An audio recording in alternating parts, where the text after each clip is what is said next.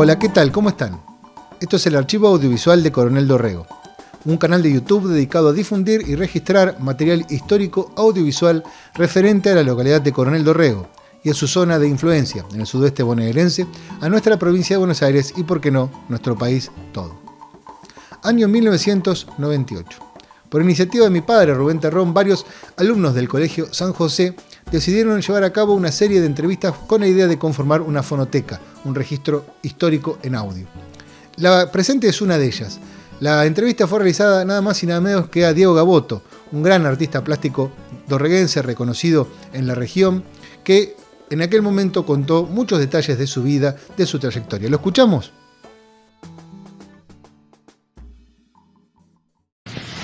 Hola, ¿cómo les va? Sabemos que es pintor. ¿Qué nos podría contar de su trayectoria? Bueno, lo que podría contar tal vez sería mucho o no sería nada, qué sé yo, porque a primer momento es un poco difícil de contar en pocas palabras. Yo empecé desde que me acuerdo, dibujo y pinto y tuve la suerte que en mi familia me lo fomentaron. Y bueno, llegó un momento en que no sabía bien cómo, pero me lo tomé seriamente y bueno, decidí dedicarme como forma de vivir al hecho de pintar. Yo recuerdo, bueno, los primeros pasos fuera de mi casa los di en un taller que tenía Graciela San Román, en una asistencia técnica de la municipalidad, y yo en ese momento iba a la escuela primaria, pero me preocupaba cómo había que hacer para convertirse en pintor. Yo pensaba que bueno, que había que cumplir con algún requisito o que era una cosa como una cosa mágica que de un momento a otro me iba a convertir en eso. Y bueno, después fui creciendo y me fui dando cuenta que es un oficio, la pintura, que se aprenden ciertas cosas básicas y que el resto es trabajo. Es como una especie de sacerdocio, quedaría un poco grande la palabra, pero bueno, es algo que uno tiene que ir ejercitando y probando y buscando y bueno, sin pintar no se es pintor. Y bueno, llega un momento que uno se da cuenta que por ahí no sirve para otra cosa, entonces la elección es bastante natural, se da por sí sola. Tiene mucho de pasión, una vocación así, porque bueno, no tiene un rédito económico, no tiene ningún tipo de beneficio externo, simplemente la necesidad de hacerlo y bueno, y ahí está la gratificación en hacerlo. Yo después de ese taller que les comentaba de la municipalidad, empecé a hacer cerámica también con Graciela San Román y en un momento hacía las dos cosas. Modelaba en arcilla y ahí en la misma época empecé a ir a un taller en Bahía mientras estaba en la escuela secundaria de pintura y bueno, y una cosa pesó más que la otra y continué con la pintura, pero lo que yo empecé haciendo en pintura tenía mucho de la escultura porque por ahí aparecían cosas integradas con volumen y bueno, y en este momento trabajo con una serie de bastidores que tienen cierta deformación, que tiene algo de ese pasado por la cerámica, del volumen, del modelado. Trabajo sobre una línea figurativa, es decir, que lo que uno ve es algo que se puede entender, son figuras humanas. Bueno, cuando terminé la escuela secundaria empecé a estudiar en La Plata, en la Universidad de La Plata, hice un año, cambié a la Escuela de Bellas Artes de Bahía Blanca, donde bueno, era un poco más interesante, si se quiere, la carrera. Y bueno, cuando terminé ahí, después hice un taller con un pintor en Buenos Aires, que se llama, mejor dicho, Noé Nojechowicz, y este señor tiene un método de trabajo que consiste en partir de un automatismo, de una especie de grafía, de garabato, donde después se buscan las figuras. Yo lo uso de una manera muy particular, porque bueno, no lo hago ortodoxamente, tradicionalmente, sino que la parte de la creación la resuelvo de esa manera, con esos garabatos donde aparecen figuras, y después rearmo en otra composición esas figuras las que a mí me interesan. No queda a simple vista el garabato sobre la tela, sino que lo uso como un boceto, como un dibujo previo. Y bueno, y ahora estoy tratando de pintar, de aprovechar los huecos libres del tiempo para pintar. ¿Por qué eligió la pintura entre las artes plásticas? La elección fue sola. Lo que a mí me interesa de la pintura es el color, por un lado, que es el fundamento de la pintura, y el oficio.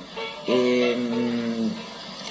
bien los bastidores no tienen una apariencia plana como la pintura tradicional, sino que tienen ondulaciones, no me interesa que se pierda ese carácter de la pintura. Son bastidores que encima tienen tela pegada, están pintados a la manera por ahí tal vez tradicional, y me interesa el oficio, el hecho de pintar. Me produce placer el trabajar con el óleo, con los colores, y bueno, y por ahí en algún momento alguien me ha sugerido que voy a terminar haciendo escultura. No sé, no puedo predecir lo que voy a terminar haciendo, pero me interesa el oficio de pintar. Si bien por ahí me aburre trabajar sobre una superficie plana, pero el juego con la materia es importante, es decir, con la pintura, con el óleo, con los materiales que se trabajan. ¿Desde cuándo pinta? Y desde hace mucho, porque como les decía hace un ratito, es algo que lo he ido haciendo a lo largo del tiempo que llevo viviendo, y bueno, y tuve la suerte que en ningún momento se me negó la posibilidad de hacerlo. Yo recuerdo que por ahí cuando era chico conseguía cartones grandes y esa especie de catálogo de los negocios. Mi papá trabajó muchos años en una farmacia y traía de ahí de la farmacia los cartones y los catálogos viejos, y yo hacía como una especie de collage sin saber lo que era, porque bueno, qué sé yo, creo que ni había alcanzado a empezar el jardín. Y después, bueno, hay un montón de cosas rayadas, de libros, siempre lo... ¿Qué premios ha obtenido? Bueno, los premios son relativos, porque los concursos, sobre todo los concursos de pintura, se ha llegado a un momento de la pintura en este siglo donde no hay un parámetro fijo para decir esto es bueno, esto es malo. Si bien hay ciertas cuestiones que indican por ahí la calidad en una obra, digamos que es muy difícil que compita una pintura abstracta con una figurativa o realista, y en este momento en el arte todo tiene cabida, no hay una única tendencia. Entonces por ahí uno manda un concurso donde todas las tendencias son válidas y son interesantes en ciertos aspectos, y por ahí competir así, a veces puede pasar que en un salón prevalece más una tendencia que la otra, y se rechace una obra y en otro se termine premiando. Yo he tenido la suerte de tener cierto reconocimiento en ese tipo de cuestiones de concursos y eso, que es importante en lo personal porque, bueno, es una especie de indicador. Uno al mandar a un salón, y si tiene la suerte de tener un premio, es como que, bueno, también sirve para medir la obra de uno, lo que uno produce con lo de los demás, más allá del premio, ¿no? El tema de ver otro tipo de trabajos es como una especie de balanza, donde uno juzga el trabajo de uno, el de los demás, y bueno, y después si viene un premio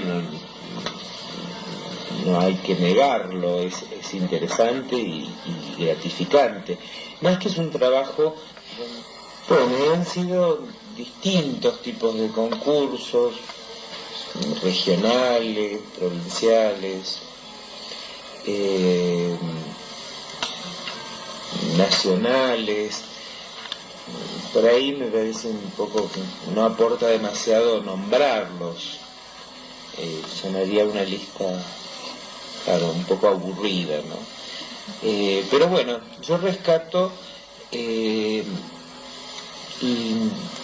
tema del reconocimiento en un premio, en una actividad tan solitaria, que por ahí uno está pintando y va acumulando trabajos, y decís, bueno, ¿tiene sentido? ¿Qué estoy haciendo? Bueno, y de repente mandas algo a un concurso y bueno, te alegras, sí, es importante.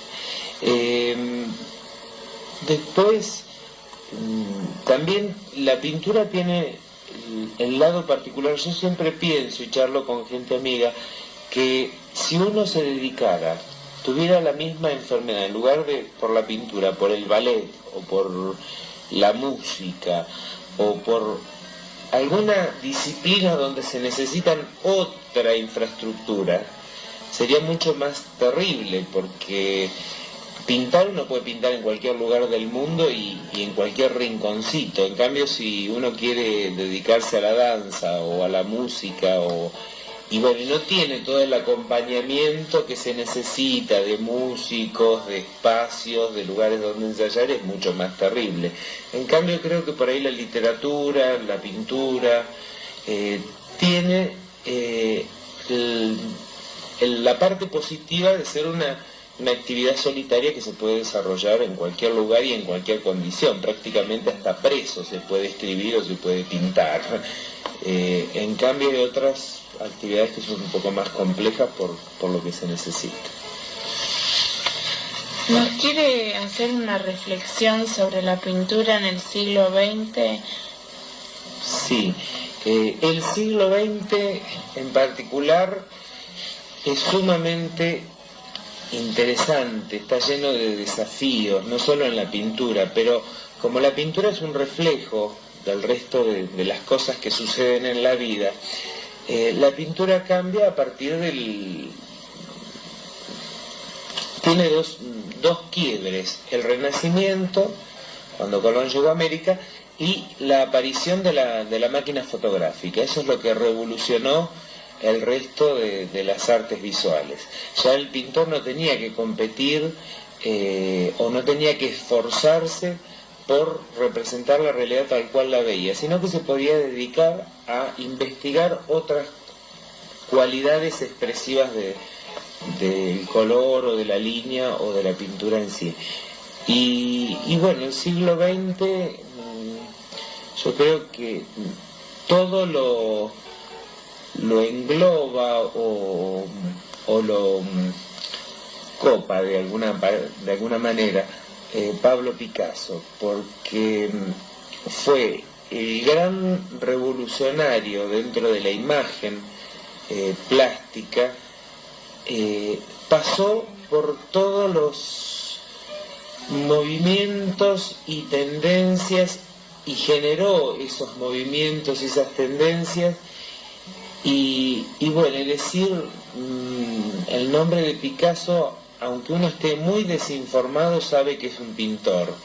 Es como decir Freud y asociarlo con el psicoanálisis, o Chaplin con el cine. Es como un símbolo. Y bueno, en este momento tenemos la suerte de vivir en este momento que por ahí puede haber cosas que uno ve dentro de las pinturas que podemos llegar a encontrar que no nos gustan, pero tenemos la posibilidad de poder elegir. En cambio, hasta la aparición de la fotografía o hasta el siglo pasado, la pintura dependía de la imagen externa, estaba al servicio de la religión, era muy limitado el campo de la pintura. Se usó de muchas maneras, incluso en la Edad Media, cuando la pintura era religiosa, tenía un sentido didáctico, había que contar a la gente la nueva doctrina cristiana a través de las imágenes.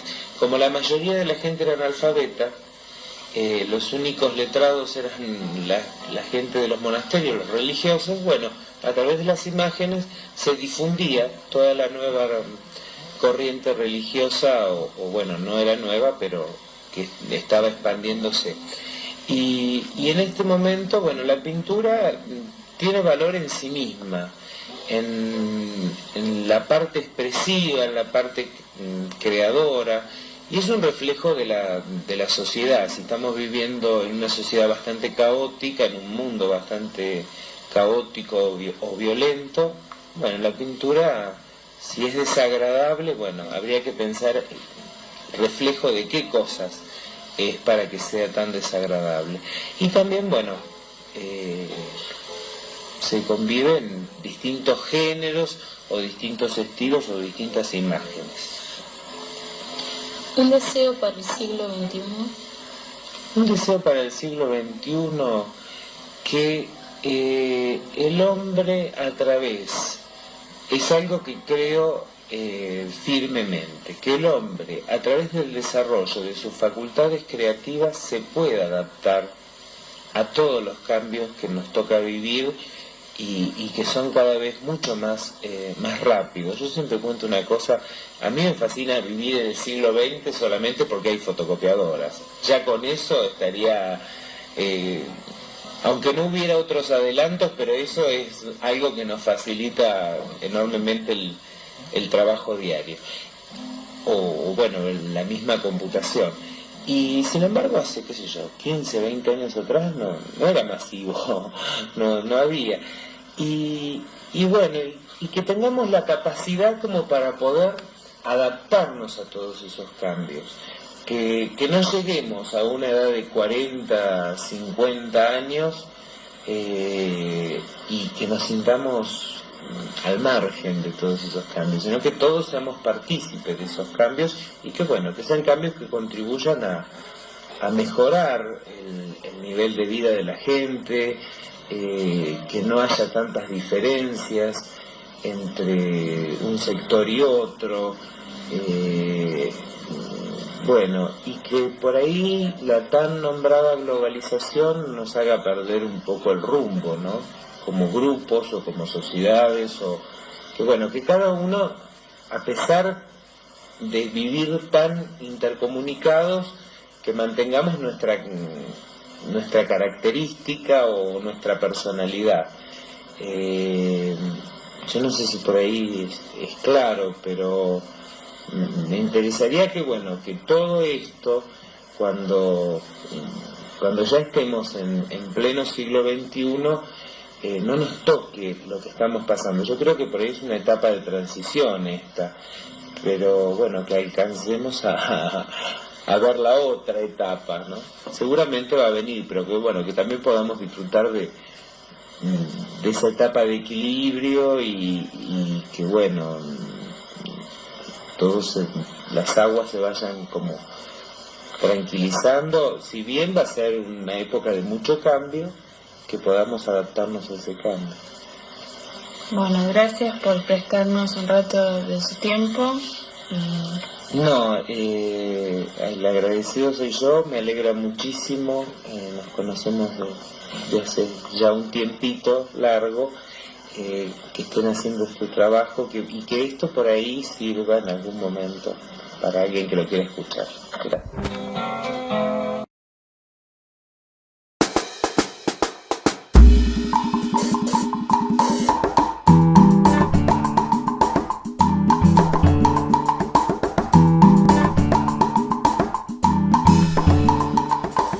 ¿Y qué les pareció? Sin lugar a dudas es un documento muy interesante porque el propio Diego habla de muchos temas trascendentales en su vida. Un documento para las futuras generaciones cuando se decidan a investigar sobre los artistas de Coronel Dorrego. Querida gente, nos despedimos no sin antes decirles que pueden colaborar con el archivo audiovisual de Coronel Dorrego de 3 maneras distintas. La primera de ellas es suscribiéndose a nuestro canal, la segunda dejándonos sus comentarios que siempre aportan y son bienvenidos, y la tercera efectuando una pequeña donación al link que aparece debajo en los videos. Nos vemos en el próximo.